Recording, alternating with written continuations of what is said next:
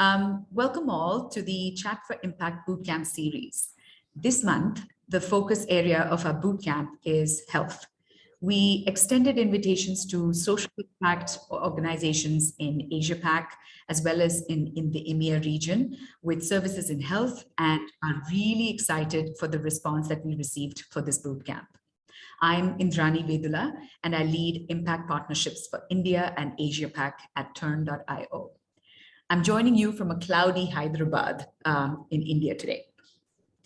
Next slide, please. Here's a quick look at the agenda of our session today. We aim to cover this in the next 90 minutes. Following opening remarks and a quick introduction to Chat for Impact, today's session will be all about learning from real-life examples of use cases of health-based chat services.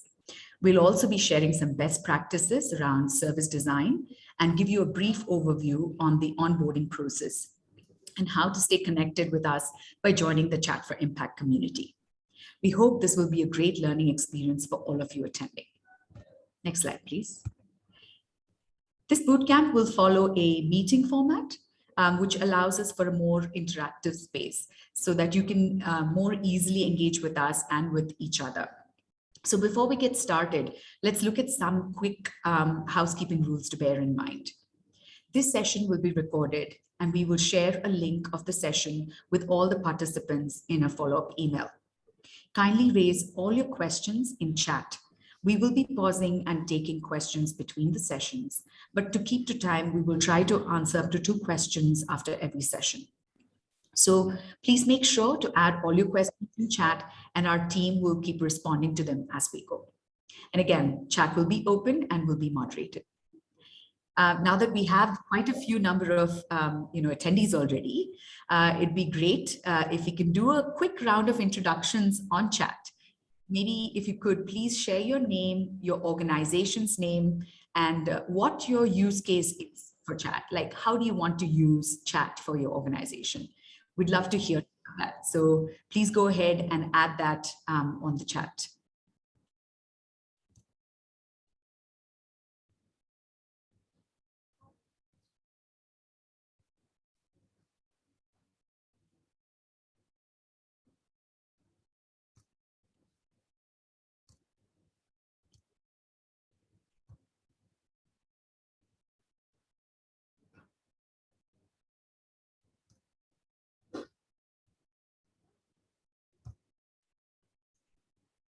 Superb. I think we'll keep the introductions going during the rest of the session as well. As you hear more and as you join, please see what others have written up, and then you can write similar introductions on the chat window to get to know each other. Let's get started. So to kick off today's event, I'm going to invite Nikhil Apte from WhatsApp's civic engagement team in India to share his thoughts around Chat for Impact. Nikhil? Thanks, Indrani. Hi, everyone. Welcome. It's good to have you here.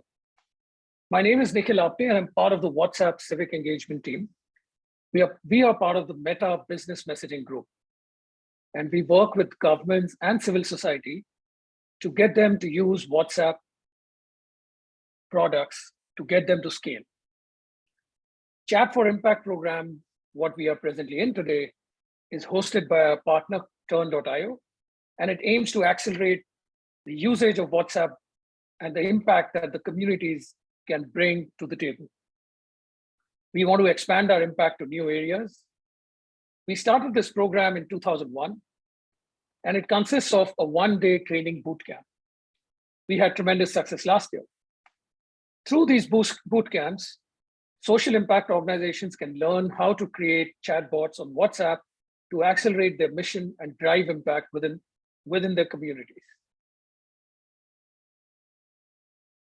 As we all know, WhatsApp is ubiquitous with its presence and reach all over the world, and is used in almost all corners of the planet. In places like India, more than 500 million people use WhatsApp. And it's said that almost every smartphone has got WhatsApp on it, and everyone looks at WhatsApp when they wake up and before they go to sleep. WhatsApp has helped tremendously in letting people communicate who are physically distant from each other. And it was not surprising when it became the primary means of communication during the COVID-19 pandemic when it hit us in 2020. Whether it was to get sick people to hospitals, whether it was to provide authentic COVID information, whether it was to connect friends and family, WhatsApp was present everywhere. And this is where we started our program with the COVID-19 pandemic. And it was a small pilot, and now it's a full company-wide campaign. Over the last year and a half, we partnered with health authorities globally to give the most credible voices the megaphone they need to reach people in need. Over the past 2 years, almost 150 health organizations, government organizations, have onboarded onto our enterprise API to share life-saving information and prevent misinformation. We've partnered with WHO to create a health alert, which provides public with accurate information about COVID-19 and which has helped almost 10 million people worldwide. In India, we partnered with MyGov and multiple states. You might have seen MyGov chatbot. It provides you information around when to get your vaccination, where to get your vaccination, and of course, the most important, vaccination certificate download. Almost about 35 million people have downloaded vaccination certificates through this chatbot. In Indonesia, we partnered with Ministry of Health, who have registered almost 50,000 medical workers for their vaccine campaign. As I said earlier, the presence, the scale, and the reach of WhatsApp makes everything possible. Collectively, we've sent more than 1 billion messages on our COVID helplines. Besides COVID, we already have established chatbots across the globe, focusing on multiple health issues and processes.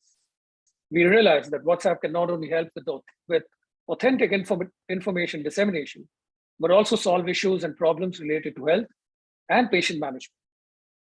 The business platform provides a channel for health solutions in multiple countries and for dealing with varied subjects such as mental health, maternal health, COVID vaccination, and much more. I won't keep this long. We are just at the beginning. Our vision is to create a path for every nonprofit and a government organization around the world to be able to create a safe space for their communities on our platform. Thank you very much for being here. We are absolutely certain that with your energy and ingenuity, coupled with the power and reach of WhatsApp, we could really change the way people live and help them live a healthier and richer lives. Thank you very much. I would now invite Lisa Langford from Turn.io to share her thoughts. Thank you so much, Nikhil. Really thought-provoking, and I'm looking forward to seeing what great use cases we're going to be getting out of this bootcamp today. So moving on to the next slide, please. And the next one, thank you so much. I'm going to be setting the stage for us today on why use chat for impact. We know that currently over 4 billion people are using chat impacts. Most of us use it to connect with family and friends. We also know that businesses are starting to use it to engage with their customers. But yet, why is it that social impact organizations are not yet kind of riding this wave? Well, we at Turn, next slide, please. We at Turn believe that chat can change lives, especially when it's personal, private, i.e. end-to-end encrypted, affordable, and easily at a key moment. Take, for instance, an example of a prenatal message sent to a pregnant mom at the 26-week stage of a pregnancy. That is from her trusted source of the local clinic. And that is when we believe real impact can be driven and behaviors can be changed for better. It's important to understand the WhatsApp ecosystem. Most of us are familiar with the consumer app, and that's where we have person-to-person interaction. So typically how we use to send images to friends and family. Then there's the small business app. And think of this as your typical engagement with your local restaurant. There's a bit of opening and closing times, there's a bit of information and FAQs and automation, but really focused for about 250 people engagement at any given time. Then we talk about the business platform, and that is what we'll be discussing today. And that is where you as an organization can engage with thousands, even millions of users all at the same time and working closely together as a team. If you are thinking about scaling, the business platform obviously is the right choice for you. We're working with a business platform. You do require an authorized business service provider. There are many business service providers that can connect you to the WhatsApp Business API and business platform. In this instance, Turn is one of those business service providers. At Turn, we are very proud to have been working with some of the largest social impact organizations in the world.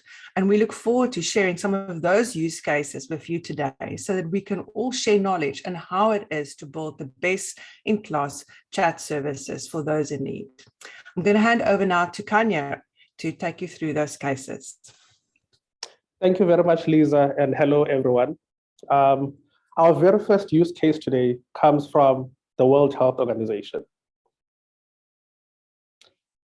When the COVID-19 virus came, there were so many unknowns. There was panic and uncertainty as everyone was unsure about what the virus was and where to find reliable information. So the World Health Organization sought to solve this, and with the help of PlayHealth.org, built Health Alert to provide up-to-date and accurate information about the virus, the different variants, and the latest infection rates around the world. Now, the service was launched in 2 weeks and amassed over 12 million users within the first days of launch and saw over 500 million messages through the platform. Now, since inception, the service has scaled and grown to include other health-related topics, such as smoking cessation. Now, let's take a look at this video of what the team built. There are a couple of ways to access the service. One, you can scan the QR code on screen here.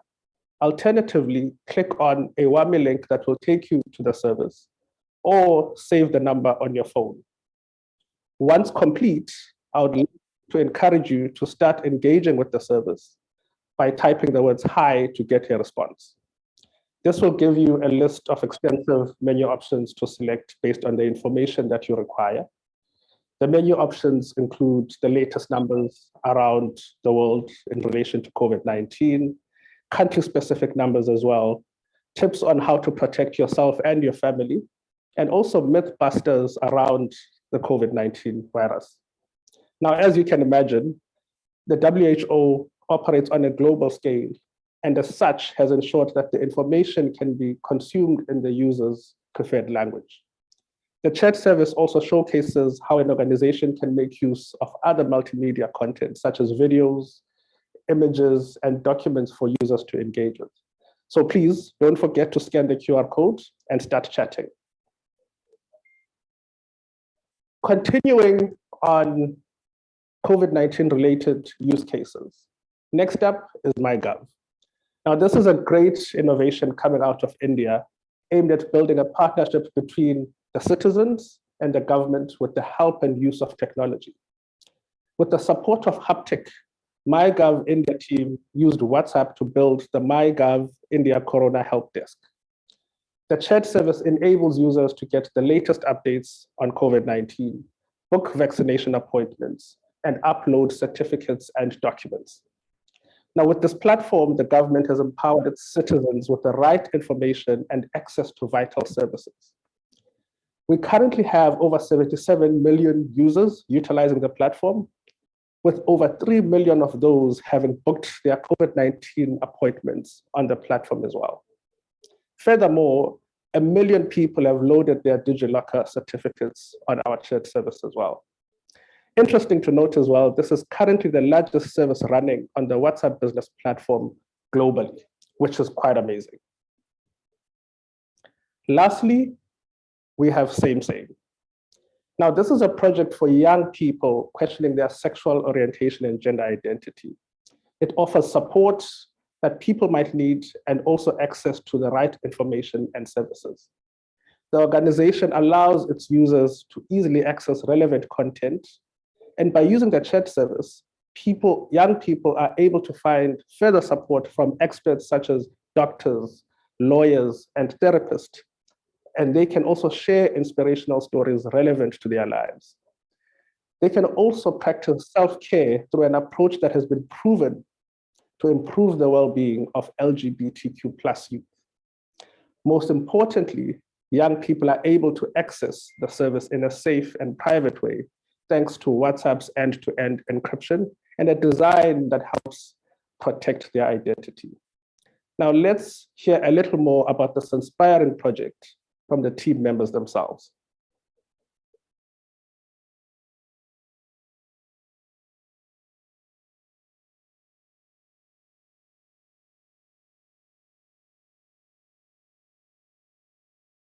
Carola, I think there's a problem with the audio. I'm gonna unshare my screen and share it again. I think I have to share my audio as well. Sure.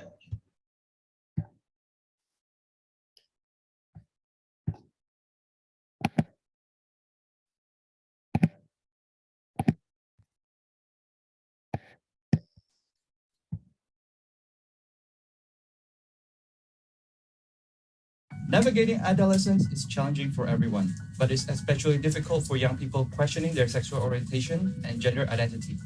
In the USA, lesbian, gay, and bisexual youth are almost 5 times as likely to attempt suicide than their peers. And the situation is even more dire in countries like Nigeria and Indonesia, where support is dangerous to access, if it exists at all. At a time in their lives when they most need understanding and advice, LGBTQ+ youth around the world often have nowhere to turn. But there's a solution. Created by a queer collective hailing from the Global South, Same Same provides a safe space for young people who feel different to access the support they need. By combining the widespread availability of WhatsApp with the app's end-to-end encryption and a user experience that's designed to protect the identity of LGBTQ+ youth, users are able to complete mental health questionnaires that help us direct them to the content they need the most. They're able to engage with doctors, lawyers, and therapists in regularly scheduled live chats. They're able to read and share stories of adversity and triumph that are relevant to their lives. They're able to find services that they can turn to for further support. They learn to fight depression, anxiety, and stress through a series of self-guided activities. Activities that integrate identity affirmation with cognitive behavioral therapy, an approach that has been proven to improve the well-being of LGBTQ+ youth. There's a desperate need for support like this. In a pilot of LGBTQ+ mental health service in Uganda, hundreds of people signed up before the project was discontinued due to safety fears and lack of funding. Using WhatsApp, Same Same is able to extend a virtual lifeline to more than 44 million LGBTQ+ youth who live in countries with discriminatory laws and social norms. As members of the queer community, the Same Same team has lived experience to understand the challenge. We have decades of expertise building brands and digital services, and we're connecting the local youth to ensure that we're close to events on the ground. Starting in South Africa and Indonesia, our aim is to begin conversations with over 100,000 young people in our first year. Our ambition is to expand the service everywhere that LGBTQ youth are fighting to find safe spaces so that they can discover who they are today and who they might become in the future.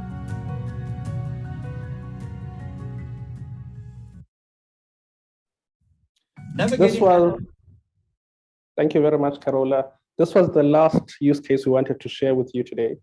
After this event is over, we will share the slides and more information about these great organizations and also their chat services so that you can learn more about them.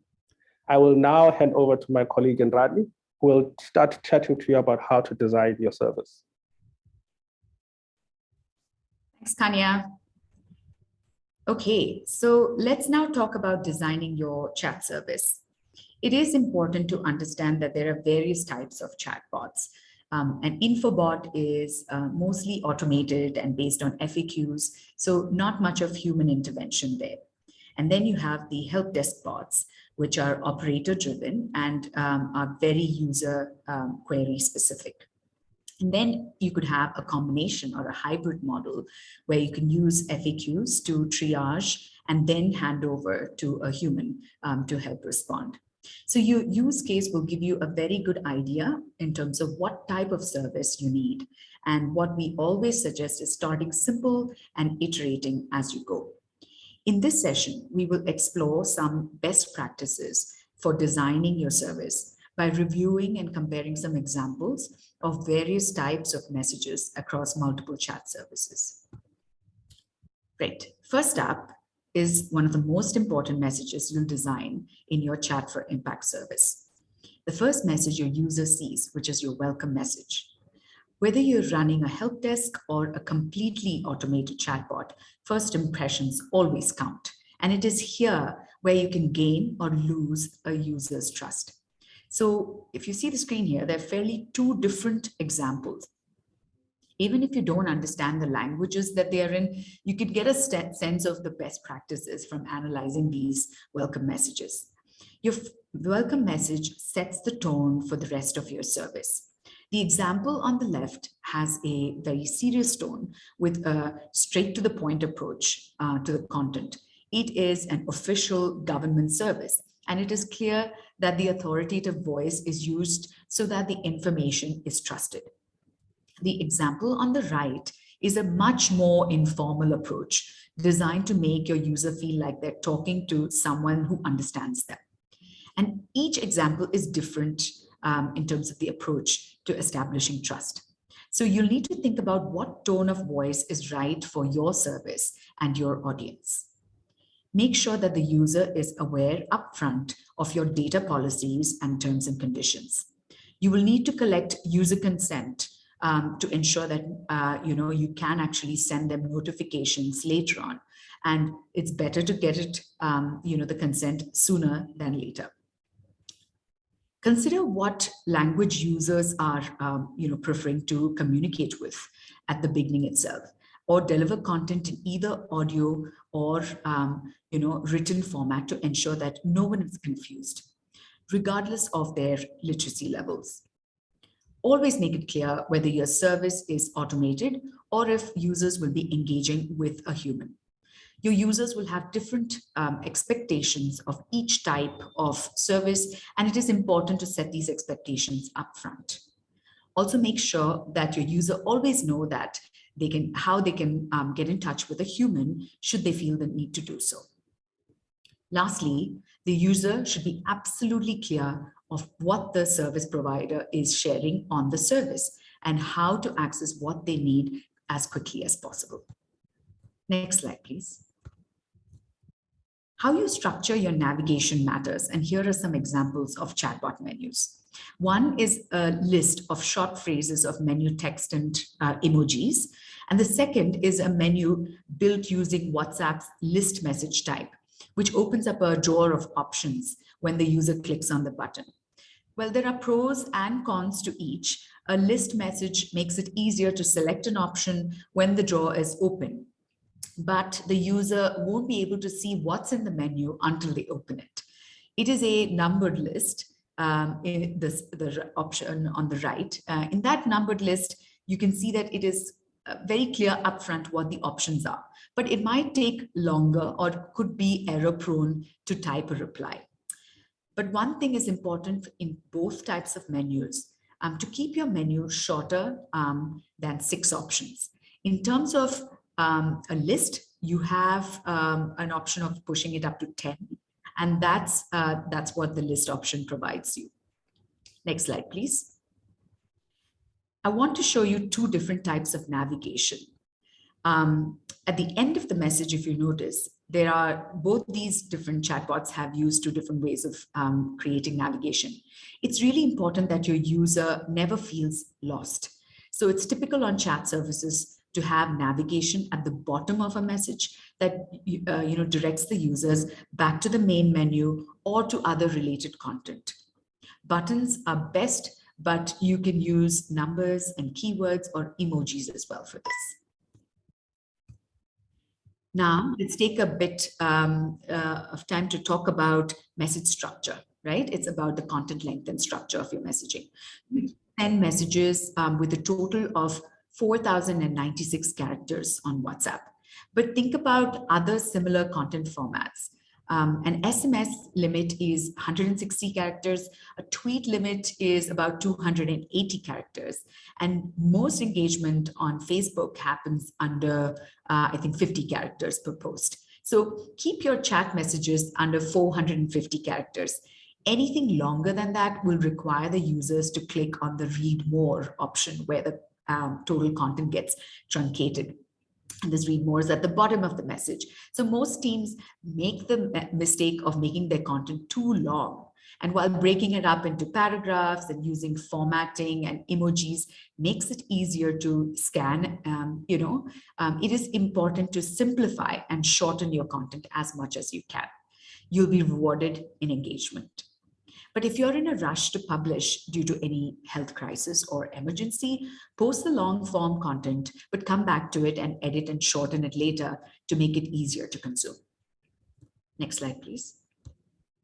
At Turn, we believe that every social impact organization should have a chat help desk where your users can ask questions and get personalized, impactful answers. Some of our clients like Care International and UNHCR have proved that running a WhatsApp help desk can save teams time in case of emergency or humanitarian responses. So you'll need to design your bot and human handover. The best practice is always to make it clear to the user when you're handing it over to a human or when you're handing the user back to the bot. You can also use a few questions to gather all the information your operator may need before they can answer the question. Doing this helps your human agents to use their time more efficiently. Next slide, please. So now that you've got some very specific tips on how to structure your messages, here are some overall tips to keep in mind that will help you plan for your launch and beyond. Think through all the errors that your users will make and write the error messages, but also check periodically what errors users are making and adjust your content accordingly. No matter how well you've designed your service, your users will always use it in ways that you don't expect. You'll also learn a lot about your content that your service should include in, and what might be currently missing based on the questions that your users are posing. Plan on how you will re-engage with your users if it is safe for you to do so. Now, you'll need to get message templates submitted and approved by Meta before you can send any message notifications. You'll need to keep your service quality high. Plan for this in your timeline and ensure you're constantly reassessing the security trade-offs between storing the user data to send notifications as well as deleting user data. Again, launch your service is just the beginning. In fact, we recommend you launch with the simplest thing that you can and then iterate from there and learn how your user is interacting with what they find valuable. Make sure you plan for this on a daily or weekly basis from launch. And of course, we're always there to help you and we'll continue to share what we learn. Next slide, please. Lastly, here are some things to keep in mind for a go-to-market strategy. Now, having a launch plan ready, and for that, you will need to think about a couple of things. One is adding your QR codes and click to WhatsApp links, or the WAMI link as we call it, to your existing social media channels like your Facebook page or your website. You can also create non-digital materials like flyers and posters and put these codes and links on these posters and paste them in locations where your majority audience will have access to. You can also share your WhatsApp service number on other channels like radio and ads and TV ads, etc. for more eyeballs. Remember to drive engagement with your audience and have fun along the way. Well, that brings us to the end of the best practices session. Let's take a quick look to see if there are any questions from the audience here.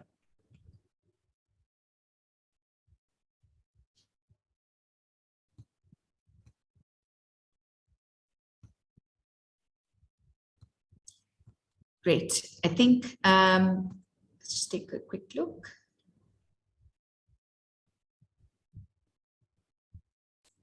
I see a question from Karthik Anandaraman. Am I audible? Yes, Karthik. Yes, go on. Okay. Better than texting. Okay. Okay. So So my question here is, see, you mentioned about a human handover, and the thought is, and while the API is there, and you know, the consumer puts in a, let's say in my scenario, puts in a prescription, and I would like to route it to the nearest, let's say, pharmacy, right? So, but it's like think about now WhatsApp being the marketplace, right? So, or my service is like a marketplace where I bring in different pharmacies into it, right? So, how would this kind of a scenario pan out in the I mean, is there any complication that I need to be looking at? Sorry, Karthik, I'm not quite sure I understood your question fully. Do you mind maybe typing that up, and we'll just go through that? Sure. Yeah, please and continue, that way, the team can answer. We do have a few other questions to follow through, and I'm sorry, the next session, but I am happy to answer that question in the chat session itself.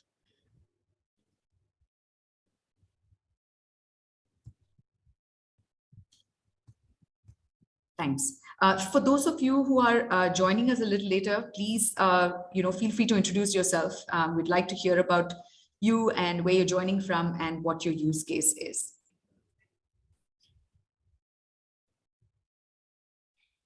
All right. So moving on, Carola, if we can go to the next slide.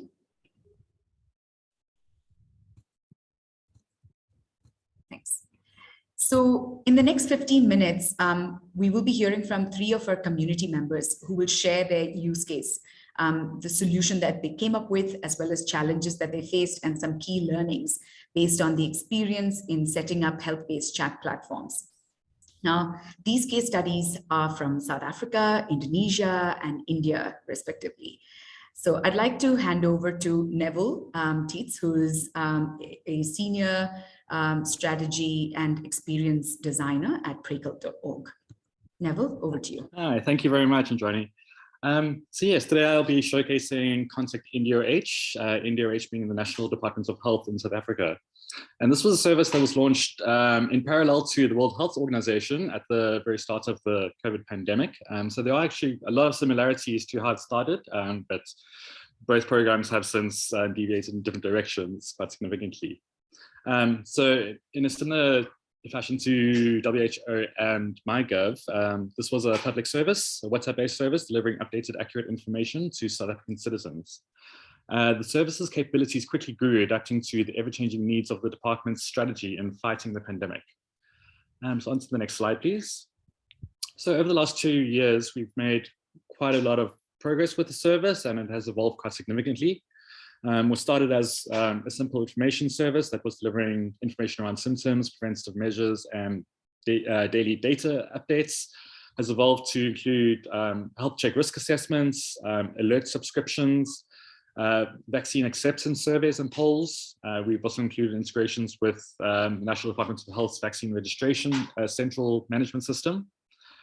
We have Call Me Back service, which integrates with the National COVID helpline. And with most recent features being Ask a Question, which matches free-form search queries to articles existing on the service.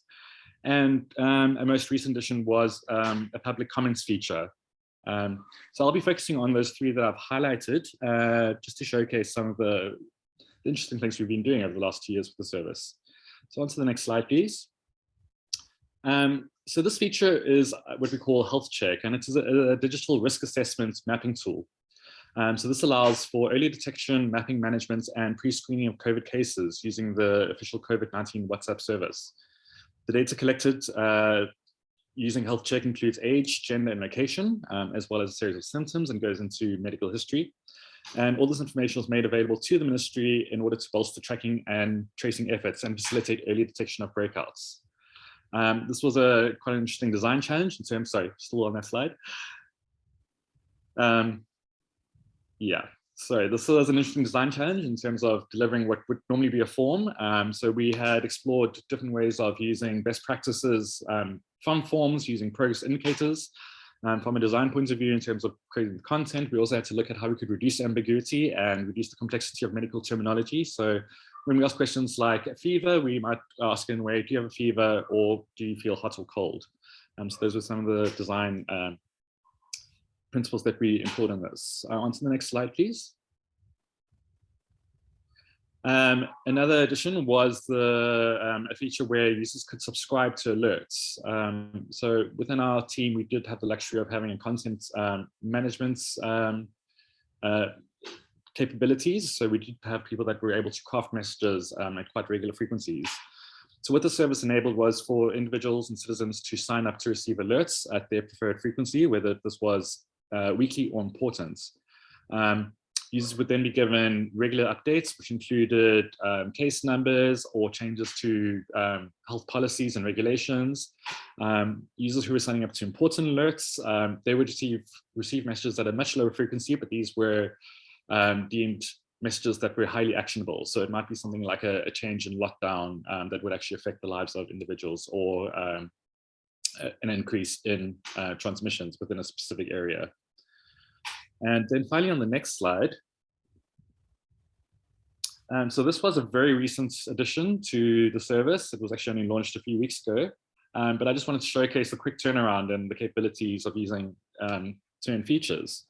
So a few weeks ago, the Department of Health had put out proposed changes to the national regulations on disaster management, and they were calling for public commentary. They were relying primarily on traditional channels such as email and even fax, and we're getting very low volumes. So they turned to us to see if we could find a way to gather more comments as quickly as possible. So what we did was we took the regulations, we broke them up into separate sections, added it through a menu feature, and then using turn threads, we allowed individuals to submit comments directly on specific sections of the proposed regulations. We managed to do this in under 24 hours for the Department of Health and launch it in time for their deadlines. And then finally on the next slide. So just looking at some of the numbers. So in total, we have over 11 million users.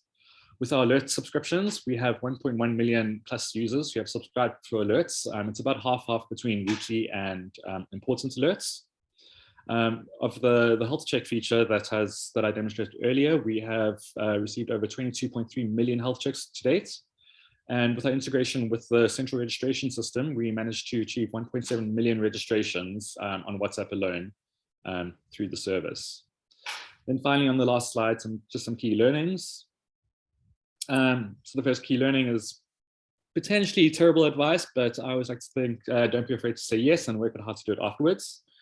The second key learning or piece of advice is around innovation, embracing new technologies and features like quick reply buttons as early as possible to learn and fail fast. And then finally, revisiting. Keeping up with the roadmap development often means ignoring older features, but older features always need maintenance. So constantly relook at older pieces of work and see how you can improve. Thank you. Thanks, Neville. Do you have the link to this service if anybody would like to, try test it out? If you don't mind, maybe. Sure, I'll pop it in the chat. Great, thank you. Does anyone have any questions around the NDOH project that they'd like to raise to Neville?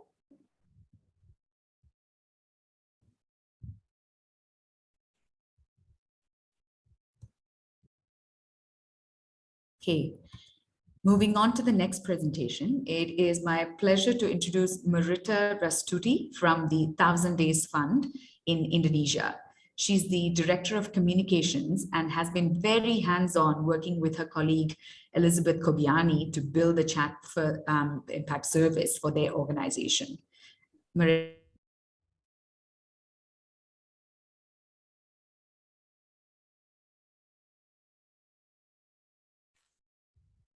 Hello, I think I lost. Can you hear me? I think we lost Indrani, Marita. Why don't you start off? Okay, thank you.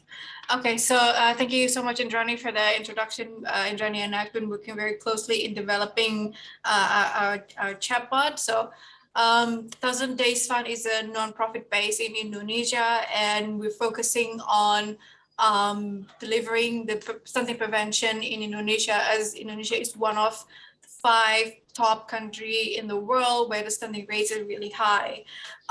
So we're focusing on the first 1000 days of life, where it's an age from conception to age 2, where it's very critical for the proper growth and development of all children. And stunting or growth impairment has a negative lifelong consequences in this stage of life.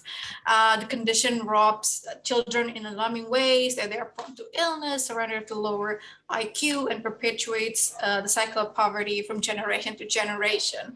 So our organization created cost-effective stunting prevention tools that you see on the screen on the back of this mother.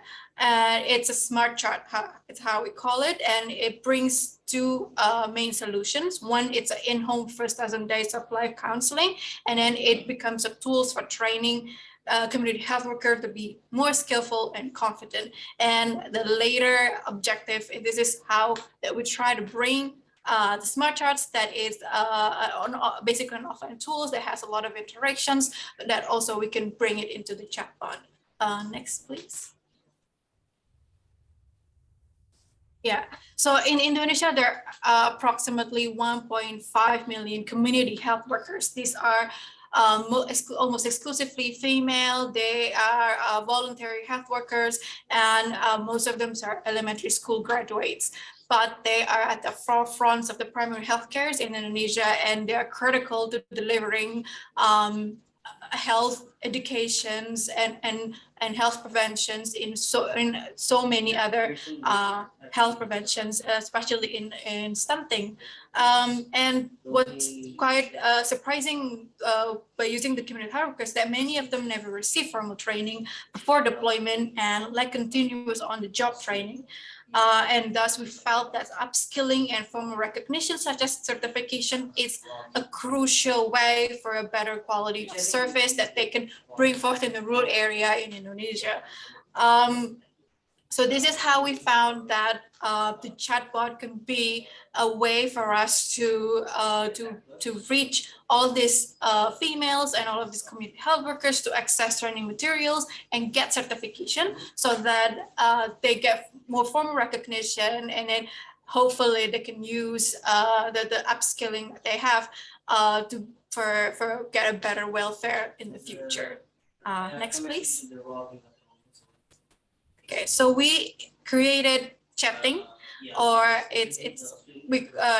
or how we say it in Indonesia, cegah stunting, or how to prevent stunting. It's a chatbot that aims for 3 different audiences, but mainly it's for community health workers. We want this is to be also an access for primary healthcare workers to our stunting prevention tools, which is the smart charts, and also enhances public knowledge about ways to prevent stunting. Maybe we can play the video to see what the chatting looks like. So this is the main menu in our chatbot. So we provide several topics for our audience to see, and this is the menu that we present to the community health workers for them to do quizzes and get the very quick educations about stunting, and at the end they can get certified.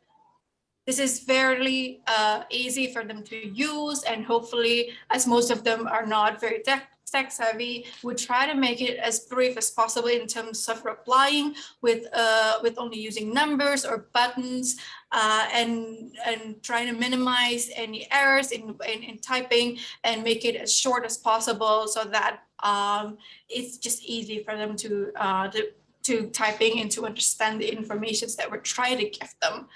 And yeah, the quiz is fairly easy as well, because this is definitely not an exam, and because we wanted for this to be as fun as possible for them, and yet can help them, especially enhancing their skill and increasing their welfare down the line. So it's a very a simple chatbot. I think our go-to chatbot, it's about information, and that we're trying to provide information, general information about stunting, especially for caregivers, that they can learn about what is stunting and how to prevent it. And then as we also trying to cater audiences, 1,000 days of life, so pregnant women and also the caregivers who are surrounded the pregnant women could also learn about myth debunking and how to prepare the pregnancy. And also once they have children, they can also learn more about breastfeeding and how it helps in preventing stunting. So next, please. Yeah, so our commitment to having the chatbot isn't just about jumping on a trend. As great as it is, we believe that tech can definitely turn the tide in the stunting prevention. Even what we presenting is only information, but I think information is the powerful arm that all of the caregivers in the rural area and the community health workers need it currently about stunting. Because yes, we're talking about complex numbers and a complex multi-sector approach, but at the end of the day, we're talking about how the caregivers can also bring a solution that they feel the best from them. And this is how strengthening the health ecosystem by strengthening the community health workers is at our cores on our activity. And this is why we are planning to, there are 1.5 million of community health workers, and we're planning to reach each one of them. And the 5,000 community health workers that we train is in the last 24 months offline, and we're hoping that we can match that with our chatbot. And yes, we're also working closely with the government, and we're hoping that there's an opportunity for our chatbot to be adopted at the national scale and by the Ministry of Health or National Population and Family Planning Agency. And yeah, we are currently working in a rural area where the network isn't very good and where many of the community health workers doesn't have smartphones, but WhatsApp is a very familiar tools for them. We've been communicating with them through WhatsApp groups, and I think this is also an investment for us in a net smartphone and network access, so that we can bring more attention to the rural area in Indonesia. Next, please. Thank you. So there's several key learnings that our chatbot is fairly new, but during the development, we learned a ton about how we're supposed to develop our chatbot. And one of the few things that we learned straight away is to plan ahead on what the topics that we are going to deliver, and to set the audience list that we have to narrow it down from several audiences that we want to target to only 3, and thus we focused on the topics and set the learning goals as well. And we did several testings before we're rolling out. We did an internal test and also test directly to the users, and we're trying to utilize the target crowd where the network isn't very good and they're older and they probably doesn't like using emoticons and all of that, so that we can gain very insightful feedbacks about the kind of content that we present. And last one is that we learn that even though there are multiple entry points, but our best way to increase visibility is through WhatsApp group and through the WAMI links. And I think, and currently until today, we haven't had any paid ads, because we found that the effective way is for the people to share it between one group to another, and then and just to click on it right away and play with our chatbot. So yeah, thank you so much for the opportunity to present about chatting. And yeah, that's the end of my presentation. Back to you, Indrani. Thank you, Marita. Just seeing if anybody has questions for Marita and the chatting chat service. Please feel free to type your questions on the chat window. Meanwhile, while we're waiting for any questions for Marita, Neville, there's a question for you from Cypros saying, how did you handle scheduled alerts sent to a user that affects current user engagement flow? Do you want to unmute yourself and just maybe help answer that? Sure. So we use RapidPro to send out the templated messages. And within RapidPro, there is the functionality to select whether a user is currently active or not, or within a flow or not within a flow. So we tend to go with not in a flow when we send out the templates.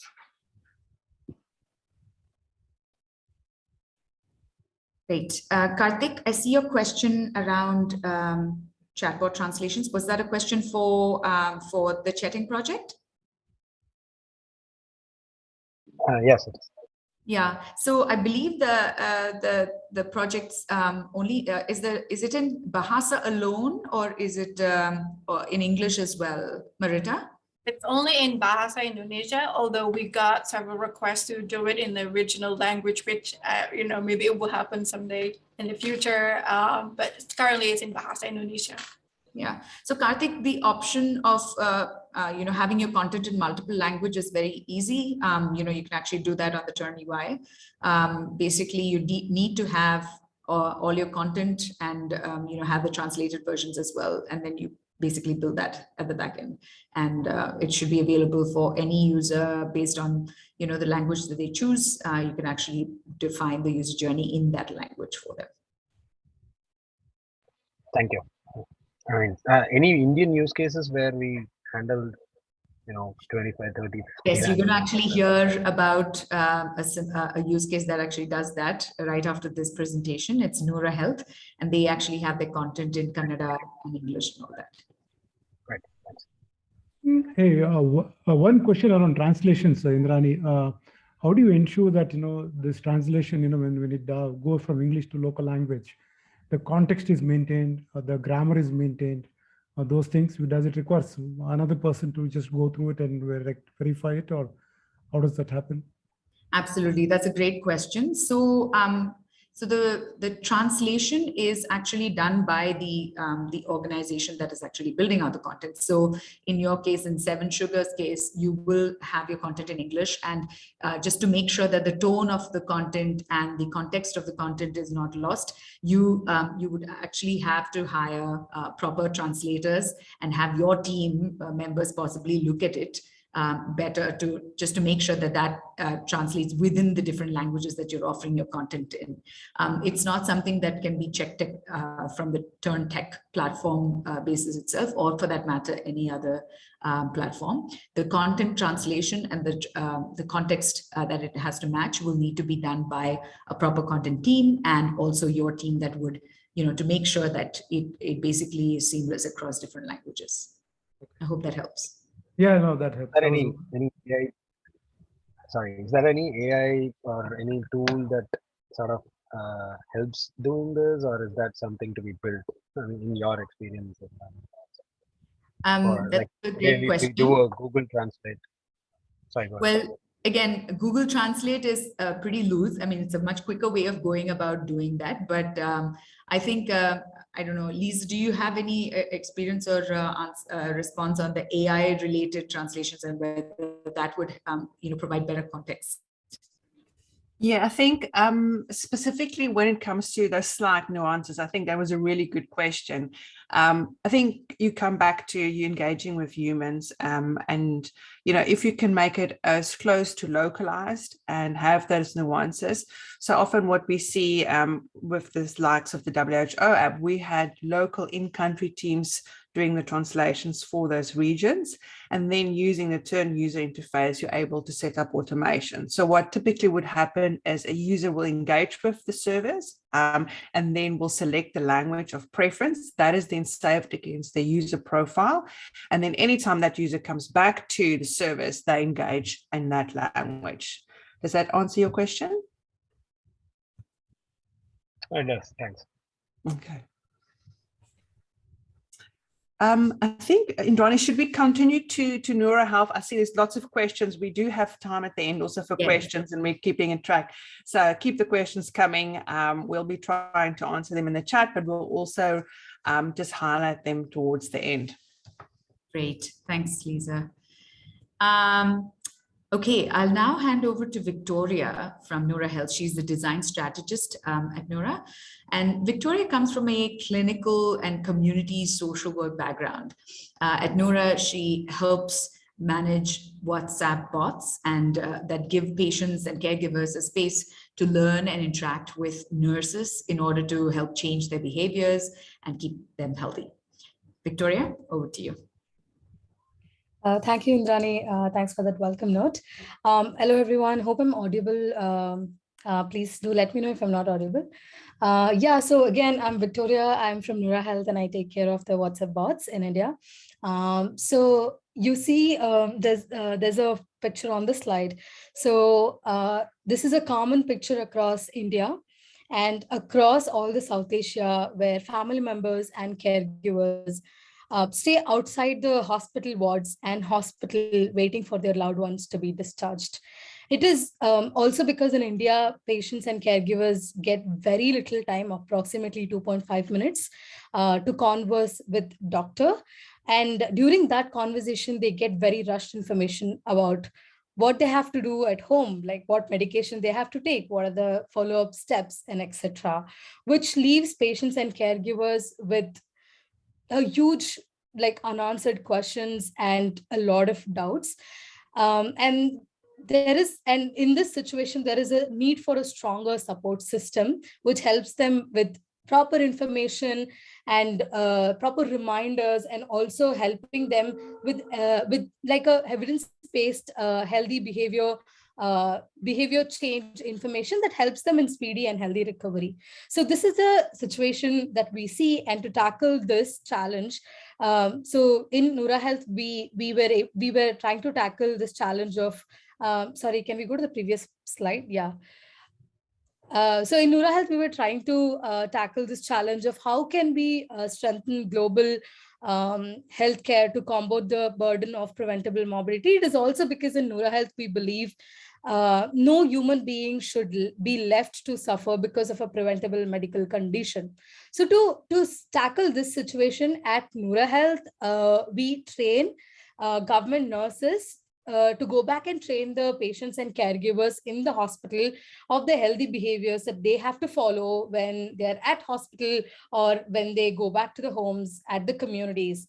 And during this group counseling in the hospital, we were able to teach patients and caregivers. So now we have solved, or we were able to address the challenge that you're seeing on the slide. But when we addressed this challenge, we came up with a different question. Can we go to the next slide?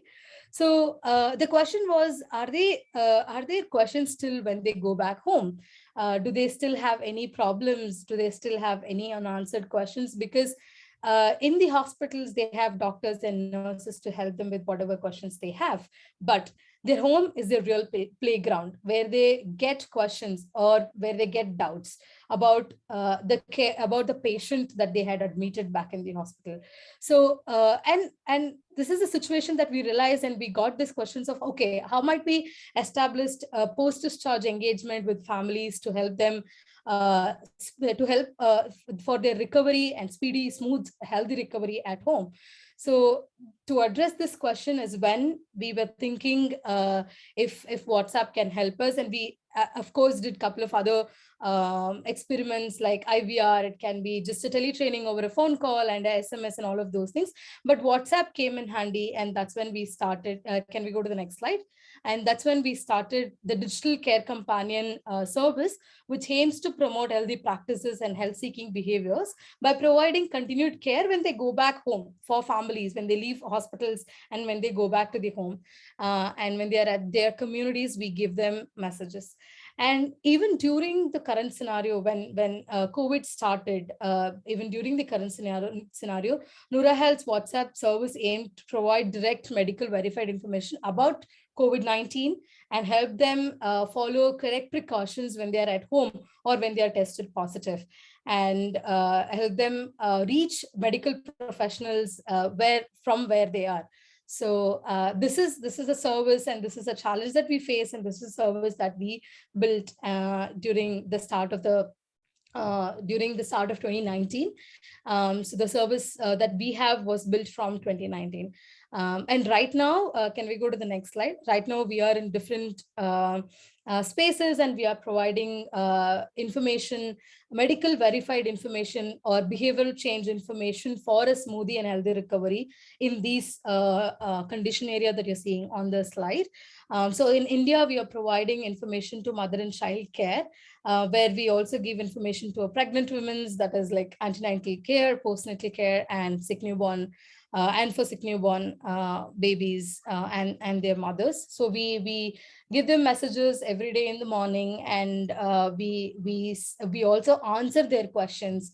And this service in India is in multiple languages, in multiple states in India, like Karnataka, Punjab, Maharashtra, and Madhya Pradesh. And we provide information to them in their local languages, like Hindi, Kannada, could be Telugu, and Marathi. So these are the languages that we provide information to them. And coming to inpatient care, we've launched this in Punjab, and inpatient is a general inpatient, like we give information to them about hypertension, diabetes, and like other diseases, and about hygiene, specifically with this line in Punjab. And this will be also scaled into the other states going forward in the future, like Karnataka and Maharashtra again. And again, we have cardiac line, which we launched in the start of 2020, where we are providing information to cardiac patients or cardiology patients, pre-cardiac and post-cardiac patients, like how they have to take care after their surgery, how they have to prep for their surgery. And like if they have any questions, again, we have a team of doctors and nurses backing these lines, like all the lines, who give answer to all the questions that they have, like in a time span of like 10 to 20 minutes of the question asked. And then coming to COVID-19, which was again started during the start of the pandemic, where we give information to them in different languages again, of the precautions that they have to take, and other stuffs related to COVID-19, which also included a little bit of news related information. And coming to Bangladesh, we also had a health alert bot, which is again a COVID-19 bot, which was for the whole country, where we were providing verified information from WHO and other verified bodies in the world, and it reached the families and caregivers of how they have to take care about themselves during quarantining, during positive, or during the COVID-19 first and the second wave. And all these bots are still live. We are running all these bots. So, and this is how these are a couple of different bots that we have in Noura Health. And yeah, can we go to the next slide? So our reach till date, this is just about a couple of bots, and out of all the bots, we've reached around 1 lakh families by last month. And we have also sent 15 lakh health related messages, which is behavioral change messages, which goes to them, and it helps them for a smoothie and faster recovery. And we've also answered around 25,000 plus individual medical queries, which was asked by the patients and caregivers. And as I already mentioned, we have nurses and doctors backing our service. We have gynecologists, consultant gynecologists, and pediatricians who keep helping us to answer all these questions. And yeah, in their local language again, in whichever language they ask questions, we answer them in their own languages. And we actively have 25 to 35% of engagement rate on a daily basis. So yeah, this is where our reach is. Yeah, can we go to the next slide?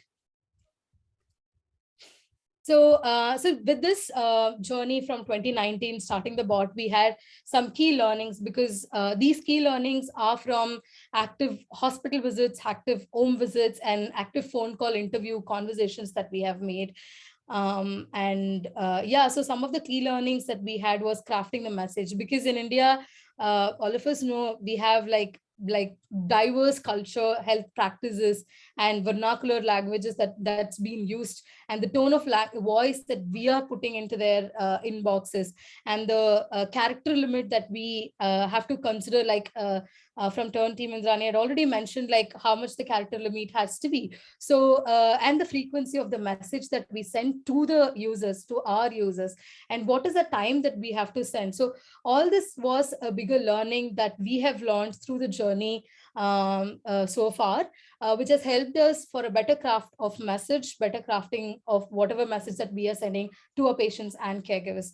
And coming to the phone sharing, again, not all the families have phones in India. Like with the field visits, with the hospital and home visits, we have learned that in the rural area of, like in Indian rural villages or areas, there are families who own just one family and the entire family uses that one particular phone. And knowing what is that particular time and sending messages accordingly, where not only the message caters to the patient, but it caters to the receiver, and then he or she can tell that message to the patient or to the immediate caregiver who's going to be motivated to do that or to provide that caregiving when they're at home. So that is also one of the important learning that we learned. And then a resilient backend with different softwares, and one of the important software is Turn again, which helps us to which is a easy interface, which helps our nurses also to learn quickly and answer back to the questions. And again, the last one is definitely a verified WhatsApp account, because we were using WhatsApp even without a verified WhatsApp account. And it is a huge change that we saw when we received a verified WhatsApp account, because that helps us to build a good trust with the patients and caregivers, which helps them to ask lots of questions to us and interact. And that increases the engagement rate. So yeah, verified WhatsApp account is also one of the important thing that we realized. Yes, having this will help us interact more with the patients and caregivers. Yeah, so these are a couple of our learnings. Yeah, next slide. I think I'm done with my presentation. If you have any questions, I'm happy to answer. Back to Indrani. Victoria, I think there's a question for you already from Pallavi. She says, is there a way to create separate profiles and accounts according to the family member who's operating the device? I think this is about the phone sharing learning that you shared. Not exactly, but we can know from the questions that they're asking, is this a caregiver or is this a patient? Yeah, but yeah, that's not exactly happening right now. Okay.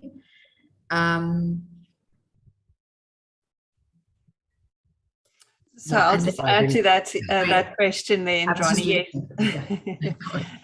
So what you can do actually is, because the way that you can save a profile on the user interface is by the WhatsApp number. So you could potentially, as Victoria has mentioned, if they share that they're the caregiver, you can save that information against that particular phone number. So every time somebody engages, you know that you're talking to either the mother, the father, or the caregiver. So it gives you a little bit more insight on who you're talking to. Yeah, but having multiple sort of like accounts against the same number is not possible right now, is what we're saying. Okay. Then the other question is from Karthik. Patients, caregivers, and nurses need notifications. How are you addressing that, Victoria? Again, I'll go back to one of the answers that was already provided from the previous use case. We use Rapid Pro for all those things. So that's how we send notification to them. Like, because we send a notification to them, or like health related messages on everyday morning. Let's say, hey, today you have to wash your hands. Have you washed your hands? So that happens with the Rapid Pro because that helps us to schedule the messages. Yeah. And would you do that like speaking to about Lee's Langford's pointer?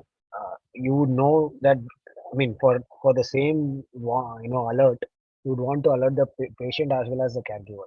So is there a way to probably in an automated way to do that, like saying, okay, this patient needs to do this activity, so the patient has to be notified, the caregiver also has to be notified, so that the caregiver can also remind. So right now, the way that we address this is like the message to the family is, that's the first line that we tell. And then it goes to patient and family members. It's a one message that goes to everyone in the family. So whoever receives the message should be able to send that message to an immediate caregiver or the patient, like I already mentioned. Yeah. So it's like same, they all in the one WhatsApp group types, is it? Like, no, I think it goes back to, is it how do you send multiple messages to, same message to multiple phone numbers, or like the family members? So no, that's what I was telling. So we are not addressing to a patient or a caregiver. We do not directly tell, like, let's say if one of like, let's say we have caregivers and I don't really tell, hey, you have to see the patient is doing this. It's actually not like that. It is catered to a family because this message is not in a group. This message is sent to an individual personal WhatsApp account of a patient or a caregiver. So the sign up happens in the hospital. They give a missed call and they get onboarded, and from then onwards they get messages like health messages every day. So it's a personal account that they receive the message to. So it's not a group. Yeah, I hope I'm clear. If not, I can answer again. No, I'm good. I think I'm looking at multiple profiles for the same patient. One being the family member, one being the nurse, one being the patient himself, and all signing up for the caregiving of that patient, right? So it doesn't seem like that was a specific use case we're looking at, but that's fine. No, not at all. So we have such use cases. I mean, they sign up from their different phones. Like say, for example, in the hospital, if the class is conducted during the visiting hours, we have 2-3 patient caregivers for one patient, and all of them sign up. But they sign up from their individual accounts, and they will be receiving messages individually to their account. It's not like a group message. Yeah, it's not like a group message. Fair enough. Thank you. Great. Any other questions for Victoria? Or any of the other presenters? Ronnie, I'm just looking here at some of the questions that we've received in the chat. And there was a really good one that I want to highlight here from Ashima. And she says, is there a better response rate between a human versus the bot? I think that's a great question. From our experience, human to human is always the best interaction. The only tricky part is that when you're starting to scale, which we all hope that you're working towards, you're going to run into problems. And that would be either cost. So you need to employ many operators to run a service. And also the incoming messages, just the pure volume is going to be quite hard to manage if you do human to human interaction. So as Indrani mentioned before, a hybrid model is often the best way to go. And what we mean by that is that you use your frequently asked questions, those things that you know that your users will typically ask, and you use that as what we call your chatbot. So that's automated. You know, what is COVID? What are the symptoms? And then once you take them through that process and the user has a specific question that needs to be discussed with a prenatal nurse, for instance, you can then very easily hand over to that prenatal nurse. Following on, another question is, can you hand back to the chatbot? Absolutely. So once that threaded conversation is completed with the human operator, you can hand back to the actual chatbot. So you have the functionality to triage those kind of big incoming requests.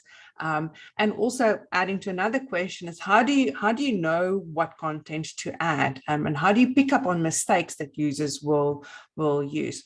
I'll share an example with you. Early in the launch of the COVID support health alert chatbot in South Africa, just when COVID hit, the NDOH service, which Neville shared with us, had the basic information. What is COVID? How do I look for it? What are the symptoms? But what they didn't have in that chatbot at that early stages was travel information.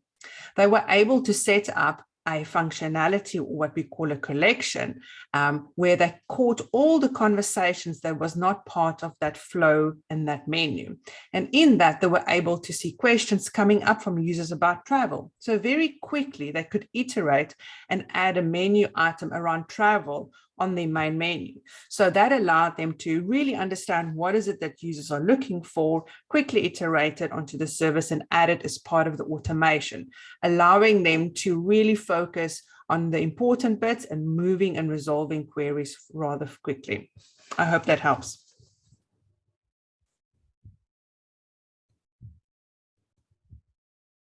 Thanks, Lisa. That was super helpful. And yes, there were tons of really good questions. Sorry, there's another question? Yeah, sorry. I was speaking about the moving to the human operator, right?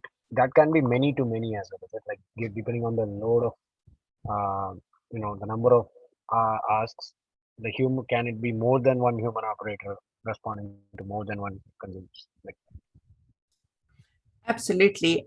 So the Turn user interface allows for you to work together as a team because we know that's how you work day to day.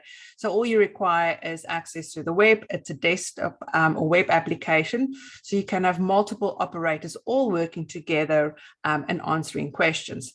I'll give an example how we work and use Turn on our support channel, actually. So when you send a support query to our dedicated support line, there's some basic questions we ask you. But if you have a question specifically based around a use case in India, that is going to be sent through to Indrani. If you have a question that is specifically based for LATAM, that query will be sent to Corolla. So we are using the proper platform together to work as a team. So you can definitely have multiple operators working together. thank you. And question, going back to the older question to Noura Health probably is like, how did they handle translations and what was their efforts to, and what are their experience doing that? Yeah, so for translations, we did face some issues in the beginning, but right now we have a dedicated translation team that helps us. So because we deal with more than 5 to 6 languages, we have a dedicated translation team at the backend who helps us. And that's how we do it, because Google Translation is not that great for us because we deal with people from rural area where their slangs are very different, and because we also give medical information, we don't want wrong translation to be done, so we use human translation at the back end. Great. And did you also address literacy scenarios where you had to provide voice recordings or voice instead of type, text? Yes, yeah. So a lot of time what happens is not all the WhatsApp users are literate to type the message and send. So we have, again, going back to the rural users, because we have extreme users from urban to rural. And some of the users are comfortable with voice recordings. And when they ask us questions through voice recordings, we have nurses at the back end who again sends voice recorded answers to them through Turn. Got it. Thank you. Yeah. Okay, real quick time check here. We have 10 minutes, so I think we should move on. And if we have more time, we'll take more questions towards the end of the session. So moving on, I'd like to call upon Ishita Anand. She's with the Strategic Partnerships team at Meta Health and Social Impact to talk to us about Meta's approach to health and how health messaging plays a role. Ishita? Awesome. Thanks, Indrani. I hope you guys can hear me. Just testing this out.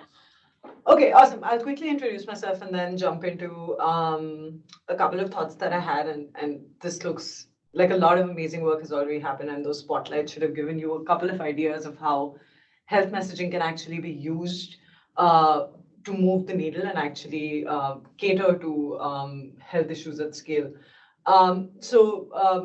My name is Ishita. I look at strategic partnerships for health at Meta. And essentially what I do is work with health organizations, health tech companies to see how they can leverage the Meta platforms, which is Facebook, Instagram, WhatsApp, and whatever next platforms you might have to lead to better health outcomes, right? And one of the most exciting things that I have done in the last almost year, I'm guessing, is looking at how WhatsApp could be used for better health outcomes. And a part of that has been the WhatsApp Incubator program. Some of you folks might be familiar of, where we said, hey, we want to go deep into seeing how health messaging can be used for personalized care delivery in a lot of ways, right? So what I'm going to talk about today essentially is a couple of interesting things that I'd love for you guys to keep at the back of your mind as you're building solutions on top of the Turn platform or the WhatsApp platform, and as you're catering to your users, because there is a lot of power in being able to give personalized care delivery through a platform like WhatsApp. And there's some things that you could potentially build in. So the idea is it's an open platform. You can innovate on top of it. A lot of you folks have a lot of great experiences, great understanding of what is required. And I think the tech that you can build on top of these platforms could help you scale up the work that you're doing in multiple ways. So if you could move to the next slide, Indrani, if you're the one controlling them. So I'm going to talk about 3 essential things, and these are just thought starters, guys, and happy to take any questions or chat through stuff. I'm going to keep it fairly brief. I think one thing which is great, and as we start thinking about WhatsApp as a platform for health messaging and looking at the different platforms that different companies and organizations that we've been working with, like imagine that here's a platform that everybody already knows how to use, right? It's very intuitive to work on WhatsApp, and this is across the board. It's not just urban folks, but like we heard from Noura Health, when you go to rural areas as well, they're very attuned to using a messaging platform like WhatsApp. And imagine being able to give information or being able to solve or cater to their care delivery needs at scale through a platform that you don't have to teach them how to use, right? Which is a lot of times the issue when you try and build a standalone app for care delivery. So it gives you an opportunity to meet people where they are. And I think as you build your bots, one of the biggest things that we've realized internally also is the idea is to keep the user experience as clean and as intuitive as possible, right? Because there is a certain way in which they're used to using WhatsApp, and like, you know, Victoria also said, like sometimes they're just more comfortable with voice messages and just understanding who your demographic is and how you cater to them. But the best thing is that you're set up for success because they already know how to use something and you don't have to essentially train them on a new piece of technology. The second bit that a lot of times we don't think of, and obviously we think of a lot at Meta, considering our goal is to lead to better health or support organizations lead to better health outcome. For the first time, here's an intervention which is a two-way communication, right? It's not a one-way communication where content is being given out. There's a lot of feedback that's happening. And I think one of the things I would actually push you guys to think about a lot is how do you measure the impact through the bot itself. And there are a lot of intelligent bots will build in the impact metrics internally. So think about an adherence bot, right? For example, if the idea is post a surgery, somebody should be able to, we want to make sure that they're adhering to their care plan. Or for example, as far as maternal health messaging is concerned, they're going for their ANC visits, or they're getting their ultrasounds on time, or they're taking their IFA tablets. These are all adherence use cases. And you can build like feedback within the bot to be able to measure whether or not your folks are actually adhering. Is that leading to better health outcomes? Is that leading to better, better sort of, vitals in the case of a pregnant woman?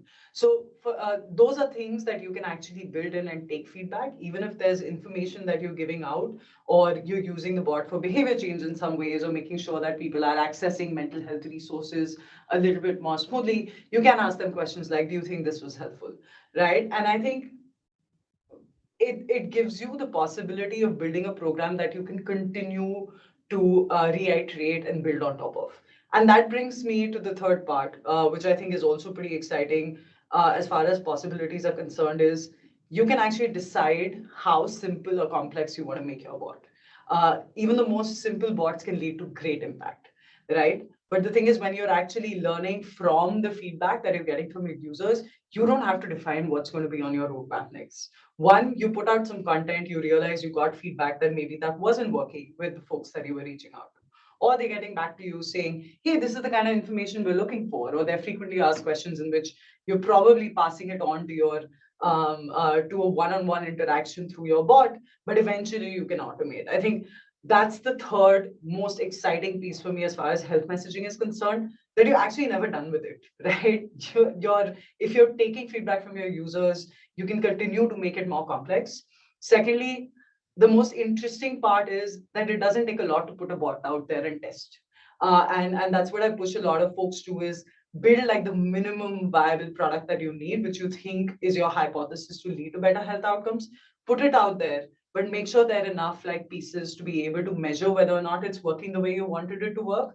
Impact metrics are super important, and then reiterate and build on top of it, right? As opposed to building a Rolls Royce on day one. You might as well start with, the engine or something like that. So that's how.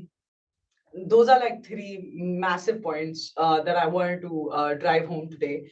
Also, a lot of learnings that we've had through the WhatsApp Incubator program, a lot of learnings that we are getting to just understand that these are powers that at bare minimum we should be using, right? As far as a health messaging solution could be built on the bot. That was me very quickly. But Indrani, if there are any questions or any questions you want me to take, otherwise I'm happy to pass that on to Carola. Just looking to see if there's anyone who has any questions for Ishita. Feel free to unmute yourself and ask.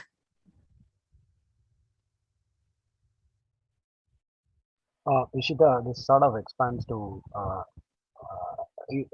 how is it like? Can it also become a multi-platform at some point when WhatsApp, Facebook, and Insta, depending on the users, right? So the development that we do on one engine, can that get leveraged directly, or is there a way that you can see there's three platforms together, or Facebook family platforms together? So there are ways in which I think our different platforms are used, which also sort of becomes a user journey. Karthik, as you're building your bot, you would know. For example, Facebook and Instagram, I think, are great platforms to be able to do like large scale information campaigns, which are not very personalized, or for people to just know about the fact that you have a service, right? Or to build some sort of a user journey that starts there, because the mass is there, the social norming is there, and the word of mouth is pretty much on those platforms, and then eventually take them to WhatsApp. So to give you an idea of an intelligent user journey, I would say if I was a mental health bot, right, and the idea is I built a triaging / access to resources bot as health messaging, which is completely personalized, intelligent, whatever, or something as simple as people getting access to resources. My first step would potentially be looking at like a Facebook and Instagram and saying, can I build some sort of, I know that internal stigma is a huge point. Can I create entry points on Facebook and Instagram through my own profiles? You don't need to think from a product point of view to be able to get people a step closer to accessing resources. Because for them to be able to even sign up on your bot is a step away, right? And as you look at like insights into the mental health ecosystem in India, and that's one of our priority areas, and we're doing a lot of work there. That's what is the increasing feedback that we're getting from users. Now, you will create a social and behavior change sort of communication there, or some sort of a behavior change communication, or destigmatization campaign, or just accessibility campaign there, saying that, hey, you know what, like this is normal. If you're feeling stress, maybe you should check out that WhatsApp bot. And the way you could do it through an ad campaign, you could do it through creator campaigns. And I think those are the powers that we see of the other platforms, which very simply, either it's through a link out or through a click to WhatsApp ad, could bring people to WhatsApp, right? And in WhatsApp is where it becomes personalized. So I look at it as a funnel. I don't think there are any automated ways of doing this, but as you think about your strategy across your platforms, like that's what we work with our partners on, is there is a funnel to be built. And there is muscle that you should build across these platforms, because that's where your users are. Once your users are on the bot, then it's personalized, right? It's what they need, how intelligent you can make it, how much you can re-engage with them. I think one of the biggest things for me, as far as health messaging is concerned, is sometimes you need to pull users back to say, hey, have you thought about this? Or have you done this in a while? And the more retained the user journey that you build on the bot should take it forward. I don't think there are any automated integration systems yet, but you should think about an end-to-end user journey and maybe look at Facebook and Instagram as acquisition points. Great thought. I think the funnel resonates a lot. Thank you. Thanks, Ishita. Thanks, Karthik, for your question. I think we should hand over to Carola to give us a quick onboarding overview. Thanks, guys, and best of luck. Thanks, Ishita. Thanks, Indrani. So before we go really quickly through onboarding, I'd like to invite everyone to fill out a quick survey. It's only 3 questions. And the good news is that right after you fill out the survey, and as quick as you can do that, it's best because we're going to then share an exciting offer with you. So if you can pop the link, Indrani or Kanya in the chat, and you can start filling that out. We really appreciate your feedback because we always take it into account when we're planning our upcoming events. So please give us your feedback and anything, any tips that you can give us to improve these events and make them better for you. All right, so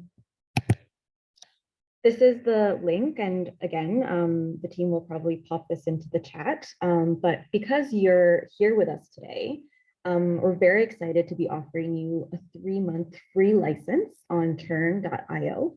And this will give you access to a series of things, a WhatsApp number, for example. You'll have unlimited users on the platform, access to unlimited training, also WhatsApp and email support, and also hosting on the Turn cloud. So you can click on the link to start this sign up process, and we'll also be in touch for next steps and additional information you need to take into account. These are the 4 basic steps to sign up once you click on the link. And again, we're running out of time now, and I'm very conscious of everyone's time. So we'll be in touch with more details about this, but there's 4 basic steps. You get your number, then you register on the WhatsApp business platform. You then have to go through the business verification from Meta. This is a compulsory step. And then you have to choose your turn plan. Any questions you have as well, please send them our way. And then lastly, we'd really like you to join our community because we value the power of community a lot here at Turn. We already sent the survey, I believe. So we work with over 150 organizations currently, and we have realized the immense value of sharing learnings and what works on our different platforms. And the way that you can participate and engage with us is joining our monthly town halls, for example. This is our next town hall on the 18th of May. I believe we're going to be sharing as well a link in the chat so that you can register for this event. But just like boot camps, we have monthly town halls and also training. And the following slide will have the other ways that you can engage with us in our community. So the first one is the community forum. And here, most of the people that are already using Turn and also interested in using Turn ask questions openly, and then people engage and answer with their shared experiences, and also post short videos of how to do things on Turn, so it's very useful. We also have a LinkedIn group, and that's where we use it for basic networking as well, and to post about our upcoming events. And then finally, we have the Turn events and the weekly product trainings.